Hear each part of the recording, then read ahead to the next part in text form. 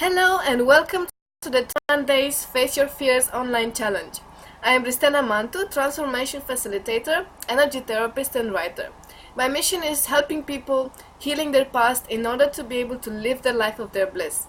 I'm super excited to be your host on a personal journey to fearlessness through empowerment and the power of community. Today I have a super special guest. His name is James Blacker. Hi James. Hi, how you doing? I'm very good, thank you. James Blacker is a human potential consciousness pioneer, wisdom coach, integral philosopher, spiritual teacher, body wisdom and longevity pioneer, and humanitarian. Working as a consciousness facilitator, James coaches people all around the world via Skype, giving lectures and leading workshops around Europe based on his own teachings and facilitation of love consciousness. He's also the founder of a women's healing, success and empowerment movement called 200 Women Changing at the Speed of Love. Wow, that sounds amazing, James. Yeah, it's pretty cool. Thank you for joining us on our Face Your Fears online challenge. It's a privilege to be speaking to you. Thank you. You're very welcome. Okay, so let's get started with how to face our fears. And my first question for you is, what was the biggest fear that you ever overcame and how did you do it?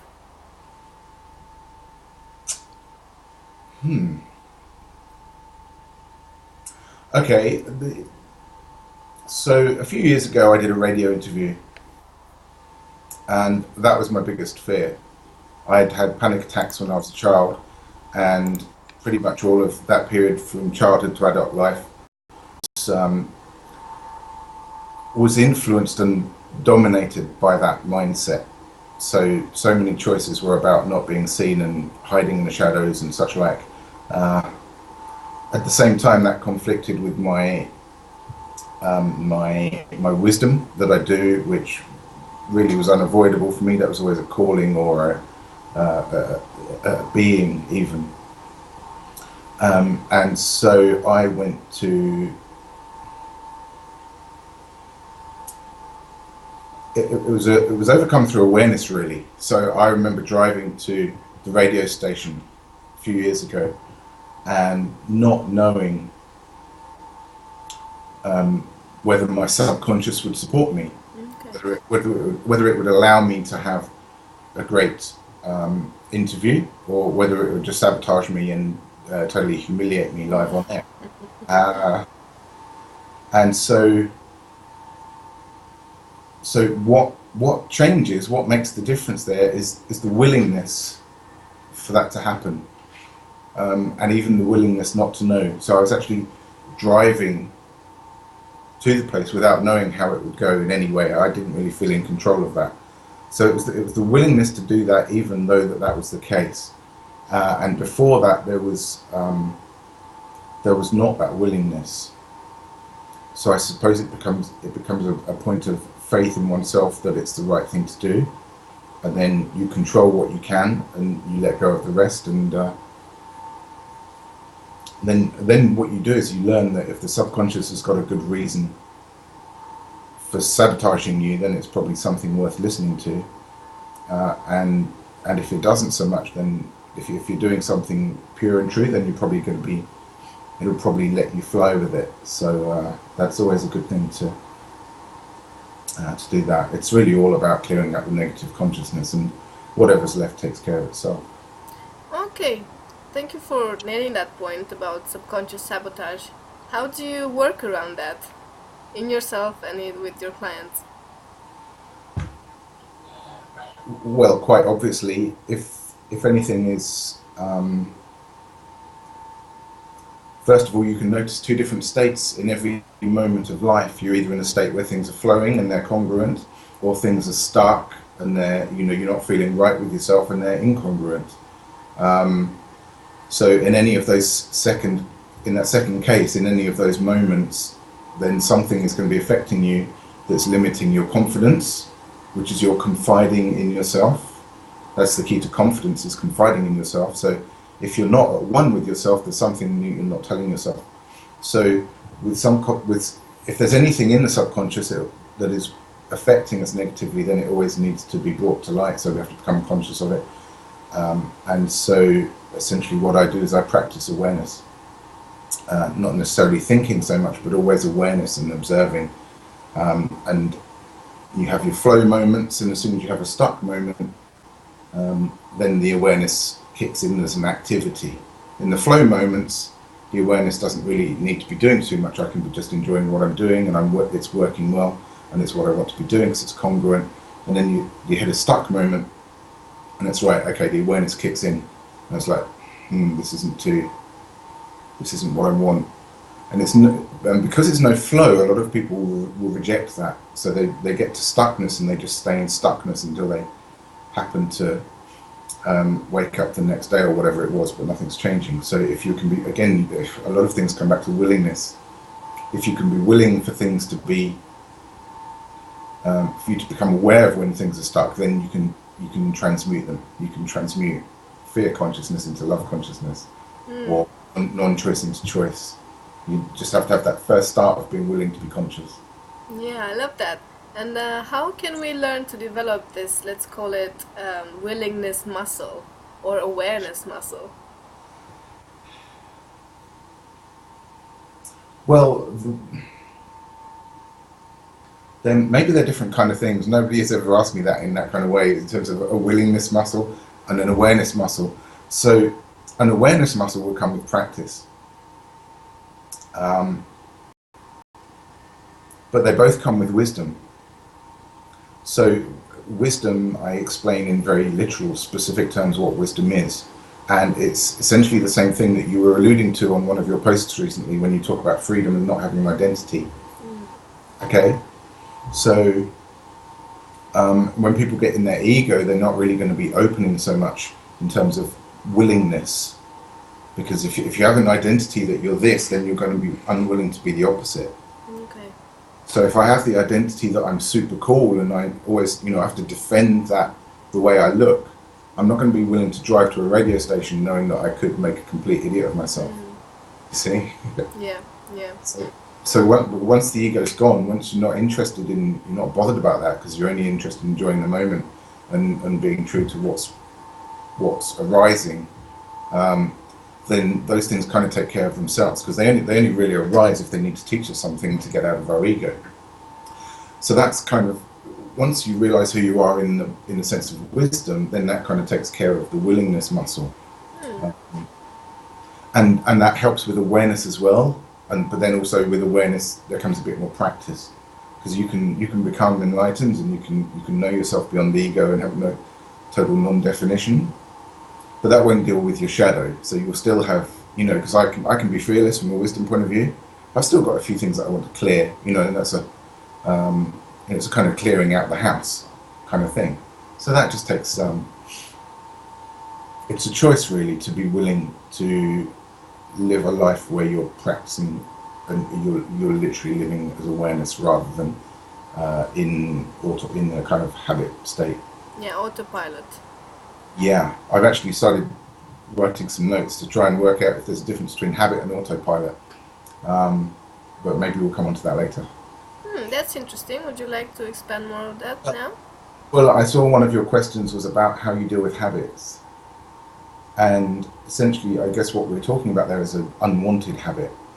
Yeah. I wouldn't necessarily call it good or bad because that would be a judgment. So you can imagine that some of the way people perform, great sportsmen or musicians or those kind of things, a lot of the things that they do that are brilliant or excellent, they can do from habit. If they're repeating the same kind of activity, then they're not necessarily trying to recreate that. Recreate something new in every moment. Yet, if it's a negative thing, then you need, in some parts, to break out of that habit, or you need to be practiced and aware enough to catch the moments that aren't working for you, so that if you are going to run some moments on autopilot, then they're going to be things that you want to be doing. For example, if it's losing weight, then you want to be eating healthily or eating to please your body on autopilot, rather than eating to please your mind on autopilot. Okay, that's an interesting frameworking of autopilot versus awareness. I think the more we practice awareness, the more we become aware of our habits and our behaviors, and we build up this, indeed, as you say, willingness to be able to change, to make a change, to see what sort of toxic or disempowering patterns we are engaged with based on our past experiences, our family or social conditioning, and to break free of them and to actually take each moment as a new choice, as a new opportunity Yeah, to create whatever you want in that moment. absolutely. And another thing you can become aware of is how that feels in the body. Mm. So if you're thinking of two different states of love consciousness and fear consciousness, then because we never divorce the mind and body, they're always interrelated, and things don't happen in the mind without affecting the body. Yeah, So if you can become aware of the two different states of how they feel to be in a moment of love consciousness versus being in a moment of fear consciousness, then you can start to, in your daily practice of awareness, you can go beyond thought so much, and you can simply say to yourself, this is the feeling of being in my body that I like. So I'm going to instruct my body, anytime it gets into a vat, I want it to just blast out of it. I'm not playing that game anymore. So just be here in my body. Yeah, I absolutely agree with that. I think in my own personal experience, I realized that when I'm in my fear vibration or consciousness, as you call it, there's certain uh, somatic uh, feelings, sensations in the body, Yeah. which are not really that pleasurable. They're not this tightness in your chest, constriction in your veins, and also getting cold hands or cold feet. Whereas when you're in a love vibration, you feel like your heart opens and you feel relaxed, and it feels so good in your body to be like that. And I like the fact that you said not to engage with the thoughts that much, but to see how your energy is in your body and to be able to transition from the fear vibration to the love vibration. Do you have any techniques on that? Sorry, that last bit, how to transition From the fear consciousness into the love consciousness. Do you have any tips on that? Well, yeah, again, I do work, I encourage people to do the body version of that. So it's kind of displacement. You can't, if you have a bath full up to the top, you can't put a golden crown in it without the water coming out, so there's always displacement. So whenever we're in fear consciousness, that's because we've got a self-judgment operating in that moment, which means we're in our heads. So because of the law of displacement works with consciousness as well, you can't be in your head without being in your body. So having a mind isn't the problem, but it's when the mind is operating, or our relationship with our mind is operating with self-judgment, that we want to do that. So if we come back to simply the feeling, then again, yes, I tend not to think about anything anymore. And it's always, if something feels good, then we go with it. And by building up that practice, that habit even, then I listen to my body more and more and what it wants, and sometimes it just wants to shout or just do something physical beyond that. So what we need to get over is really the judgment of ourselves for certain things the body might want to do. Because you can imagine a lot of people might, if they want to shout or whatever, they'll be, oh, I better not let myself do that. So they stay in the judgment of the mind.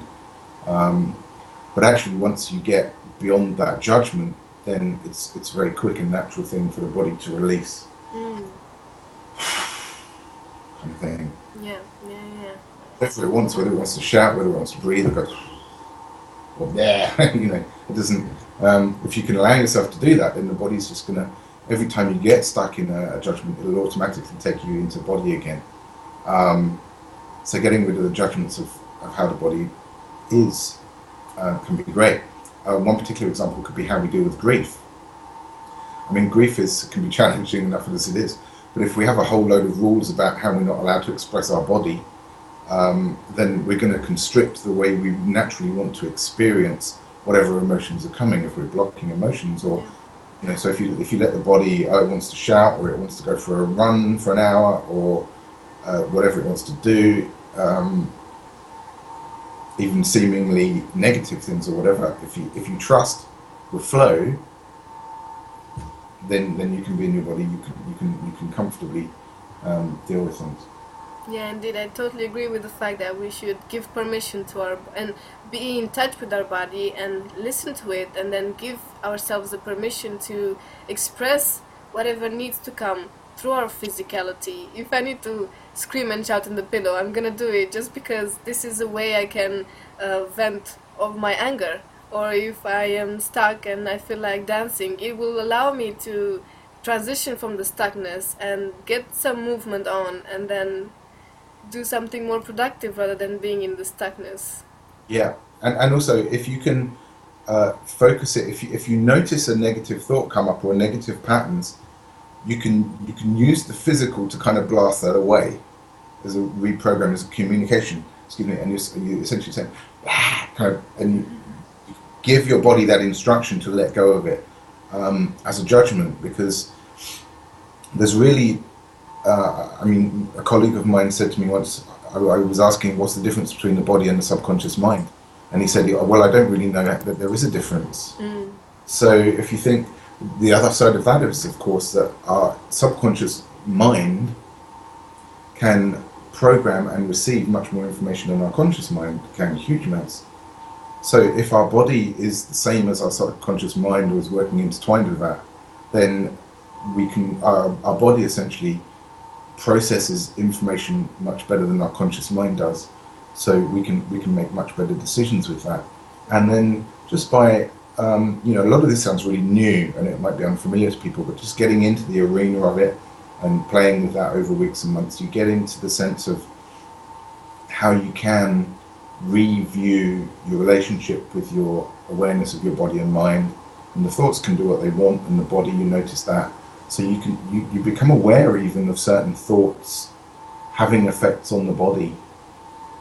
And then kind of by declining, like if a thought's effect on the body shuts down the lung or the breathing, you kind of, if you notice it, you can decline that by you pop the breathing back up, and the body then kind of sends the message back to the thought that it needs to release and let go of that judgment, because we no longer have any interest in holding it in the body and therefore in the mind as well. Wonderful points. Okay, I have another question. How would you relate facing our fears and overcoming our blockages as a pathway to personal growth and empowerment? How do you relate facing fears with growing and evolving as creators of our lives? Well, totally. There is no separation for me, and there's nothing else to be done. I work on the basis that the underlying, I call it, it's kind of like a blueprint, but the underlying truth or nature is perfect and can do its job perfectly well. And it's important to understand, it's important to associate fears as being self-judgments. Okay. There's no difference. I mean, we first need to qualify that and separate the difference between a physical fear and a mental fear. So, physical fear is the fight or flight response. So, if we're in physical danger, being chased by someone or an animal or whatever it is, then that's natural to run away. So we accept that, and we can then park that understanding of a physical fear. So when we talk about personal development, we're not really interested in physical fears in that sense. Yeah. What we are interested in is if we get a fight or flight response to a non-threatening, non-physically threatening situation, such as public speaking, or even asking someone out on a date, or going for an interview or anything like this, job interview, then that is the point at which, if we're conscious, we don't let that fear overrun us. Okay, so now I have to say my mind is running in three different directions, which is something it does. So I'm slightly remembering back to your question. So judgment and fear are essentially the same. So if you let go of all your fears, then you have no self-judgment. If you have no self-judgment, then you're totally at one with yourself, and you're actually optimizing everything that is possible for you. There's no way you can improve on that, because it's everything. You see, it's everything that's possible for you. And you say, well, you might want to do this or create or learn this or what have you. Well, yes, but that's what I'm saying. If you have no judgment, no fears, those things are going to be naturally happening if they're genuine desires for you. You know, if they're non-egoic desires, then you're going to be, in the absence of judgment, you have a nice palette of pure consciousness. You're going to be achieving everything that's possible for you. So, so that's the first thing. That's the main thing, really, and that gets you to everything that is possible that you truly desire. Literally everything. Now, there are things as levels of development. For example, going to becoming enlightened, something like that, is a level of development. Once you become ego-aware as a stage, we're talking about vertical structures there, but that doesn't necessarily mean that everybody has to do that. So again, those things, if they're meant to happen for you, can span on, that will just naturally flow from your one requirement, which is getting your palette of consciousness to be pure in each moment, through awareness, not through forcing your mind, because that's a contradiction, there's paradox, through awareness, just allowing yourself to be everything that you already are.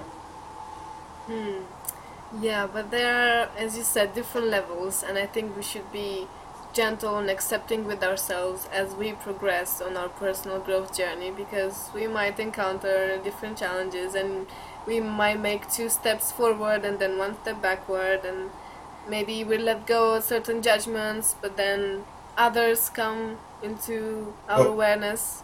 Yeah, and there's a certain paradox there as well, because you realize, as you get to the wisdom level, you realize that you're perfect already, and so that whole relationship with life totally changes or makes possible the way to genuinely heal any wounds and that kind of things, because we may desire something but we're not chasing it in any kind of way that has a quality of attachment or neediness. So it's not kind of like, you know, probably tomorrow I might go here and achieve that, but I don't need to get there in order to be okay or complete or full or whole or anything like that. So that becomes a kind of paradox to realize that. And then if you want to, we can talk about levels. The main thing to understand about levels is that it has to be in something. Levels don't float in the ether of consciousness. You have to, in the same way as you might study art or French or maths at school, then you might go through GCSEs, A-levels, degrees, different levels. Those levels, they're on their own. They're in a specific thing, like art. So you might do a degree in art. You can't just do a degree in nothing. Yeah. So in the same way, consciousness works in the same way. So we might have a development of compassion, for example, or care. So the sphere of who people care about as they grow on their life might increase from egocentric, I care about myself, to ethnocentric, I care about myself and my family and my friends, to world-centric, I care about 6 billion people on the planet, and then cosmocentric, you could say I care about all sentient beings, animals, even if there's aliens, what have you, anything that feels anything, basically. So you're talking about different levels there, or stages, we call them. And it's important to realize that people's stage may become their station in life. So with certain things, then it's perfectly natural for people to stop at some points of development and go no further. Maybe if you believe in reincarnation, they have a go the next time round or something. There's no givens that everyone starts from 0 levels of development, but not everyone has to reach the top levels of anything there, really. Much more important to be healthy without self-judgment at the level you're at than to be at, you know, there are people enlightened who are a complete mess, you know, and they're in a lot of pain with the shadow. So it's not essential by any means. Yeah, I think it's not the goal in itself, enlightenment. It's about the journey. It's about being okay with where we are, with who we are at any given moment, and from then on being in this integrity, whole, complete point. from this point on we can grow and grow even more. Well, that's why it's a paradox, because as soon Yeah. as you stop searching, you get there. The whole value of spiritual seeking is that it's futile. You can't find yourself anywhere, so as soon as you give up, you've got yourself. Yeah, I love that. Okay, James. One last question: if people like to get in touch with you, how can they reach you? Um, well, if they know you through Facebook, it's a good way. If they want to go online, there's 200women.com Okay. or jamesblacker.com. All right. Thank you. Well, thank you very much for joining me in this interview. It's been a very interesting conversation. Thank you. And I thank everybody for watching this interview. I hope you found it useful and that you start applying some of the ideas that we discussed in your daily life. If you like this interview, please share it on your social media. Let your friends know that you're participating in this amazing online challenge for fearless warriors. Sign up to my YouTube channel, Journey to Bliss, and also click on the link below to get your free Bliss Blueprint, the three stages of radical transformation from within. Thank you very much. I hope you enjoyed it, and see you next time. Bye Bye. bye.